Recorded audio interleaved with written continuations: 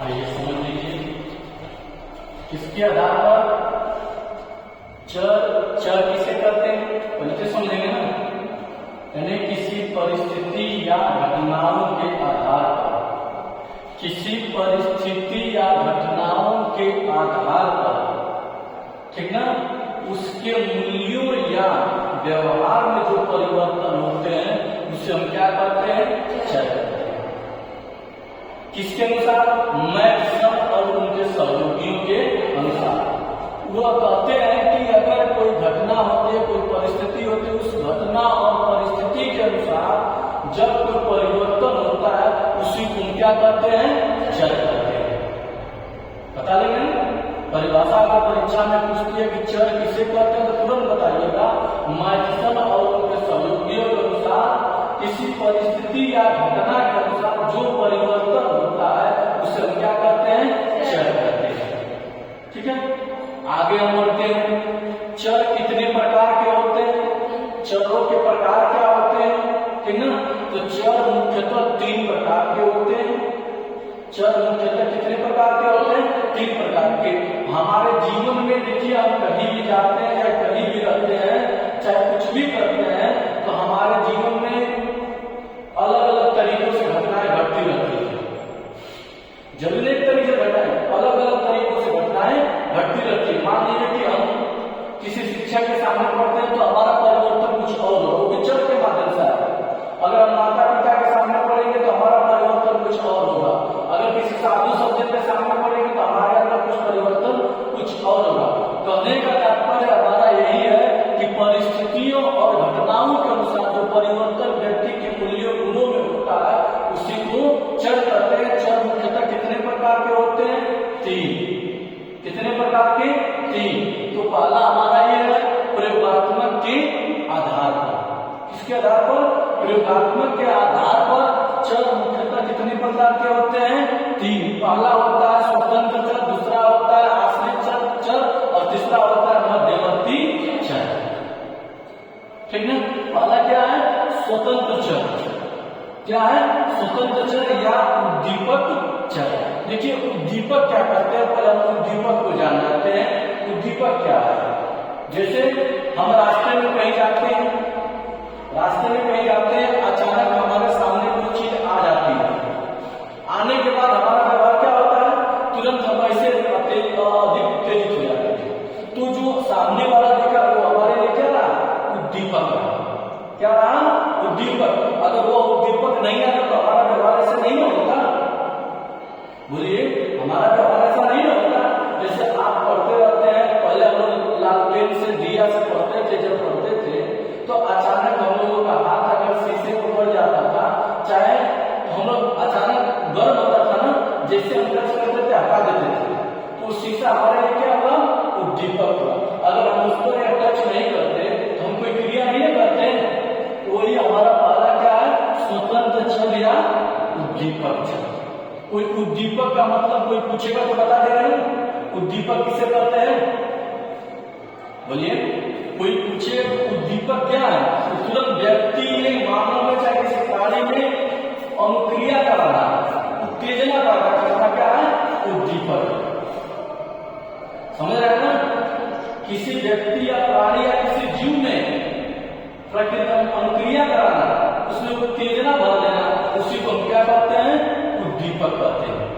ठीक है, स्वतंत्र चर क्या है, स्वतंत्र चर पर केवल अगर किसी का नियंत्रण होता है तो वो अध्ययन करता है। कोई पूछेगा कि स्वतंत्र चर किसे कहते हैं, तुरंत बताइएगा कि स्वतंत्र चर वो चर है जिस पर अध्ययनकर्ता का, प्रयोगकर्ता का उस पर क्या होता है, नियंत्रण होता है, नियंत्रण होता है, उसे हम क्या कहते हैं, स्वतंत्र चर कहते हैं या उद्दीपक चर कहते हैं। स्वतंत्र चर किसे कहते हैं, स्वतंत्र चर वह चर है जिसमें अध्ययनकर्ता या प्रयोगकर्ता का उस पर नियंत्रण होता है, उसी को स्वतंत्र चर कहते हैं। वो स्वतंत्र चर भी 2 प्रकार का होता है। वो स्वतंत्र चर भी 2 प्रकार का होता है। पहला क्या होता है, सक्रिय चर, दूसरा क्या है, निर्दिष्ट चर। सक्रिय चर का मतलब क्या होता है, सक्रिय चर का मतलब होता है जिस पर जिसमें अध्ययनकर्ता जो चाहे हेर फेर कर ले, जो चाहे फेर बदल कर ले, जो चाहे इसमें बदलाव कर ले, इसी को हम सक्रिय चर कहते हैं। सक्रिय चर किसे कहते हैं? सक्रिय चर वह है जिसमें अध्ययनकर्ता या प्रयोगकर्ता जो कुछ बदलाव करना चाहता है, हेर फेर करना चाहता है तो वह कर सकता है, उसी को हम सक्रिय चर कहते हैं। बता लेंगे। अब निर्दिष्ट चर क्या है? निर्दिष्ट चर में अध्ययनकर्ता या प्रयोगकर्ता कुछ हेर फेर नहीं कर सकता है। इसमें हेर फेर करने के लिए टॉपिक होने चाहिए, हेर फेर करने के लिए वैलेंस होने चाहिए, ठीक है। इसमें अध्ययनकर्ता का कोई अधिकार हेर फेर करने का नहीं होता है, इसी को हम निर्दिष्ट चर कहते हैं। बताइए, कोई पूछेगा कि स्वतंत्र चर किसे कहते हैं? बता देंगे ना। स्वतंत्र चर वो होता है जिस पर अध्ययनकर्ता का पूर्ण रूप से क्या होता है? नियंत्रण होता है, उसको हम स्वतंत्र चर कहते हैं या उद्दीपक कहते हैं। यह भी दो प्रकार का होता है, एक सक्रिय चर होता है, एक निर्दिष्ट चर। सक्रिय चर में जो अध्ययनकर्ता होता है वो हेराफेरी करने के लिए स्वतंत्र होता है, लेकिन निर्दिष्ट चर में हेराफेरी नहीं कर सकता है। अगला क्या है?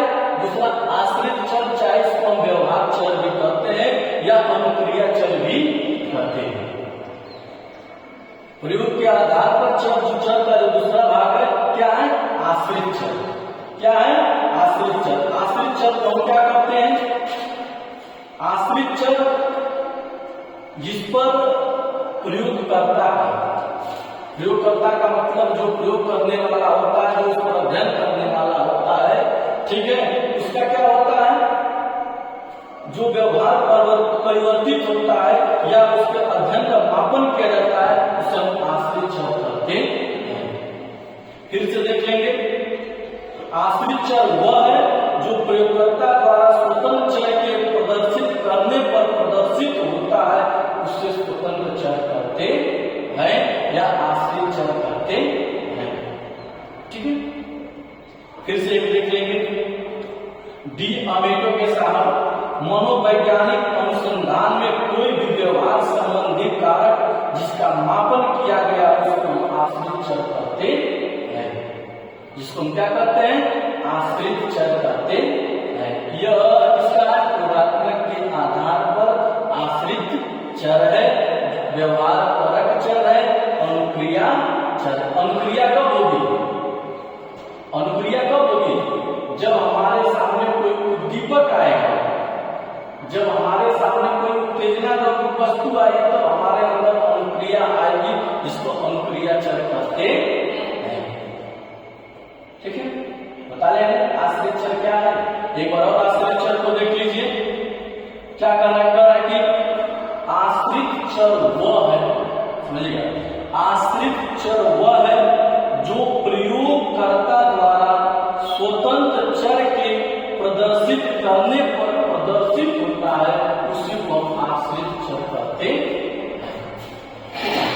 अगला है मध्यवर्ती चर अथवा संगत चर। ठीक है। तो मध्यवर्ती चर अथवा संगत चर, यह चर क्या है? देखिए, यह ऐसा चर है जो स्वतंत्र रूप से क्या है? स्वतंत्र रूप से एक दूसरे को, इसको और इसको, मध्यवर्ती चर क्या है? स्वतंत्र रूप से, या ये जो प्रतंत्र है, ये स्वतंत्र है, जिन्हें अपतंत्र, स्वतंत्र या प्रतंत्र रूप से इस पर आश्रित नहीं होता है, इसी को मध्यवर्ती चर कहते हैं। ठीक है। अब कोई भी पूछेगा कि प्रयोगकर्ता के चर कितने प्रकार के होते हैं, तो तुरंत बताइएगा। प्रयोगकर्ता के आधार पर चर मुख्यतः 3 प्रकार के होते हैं। पहला हमारा ये बता लेंगे ना, कोई दिक्कत?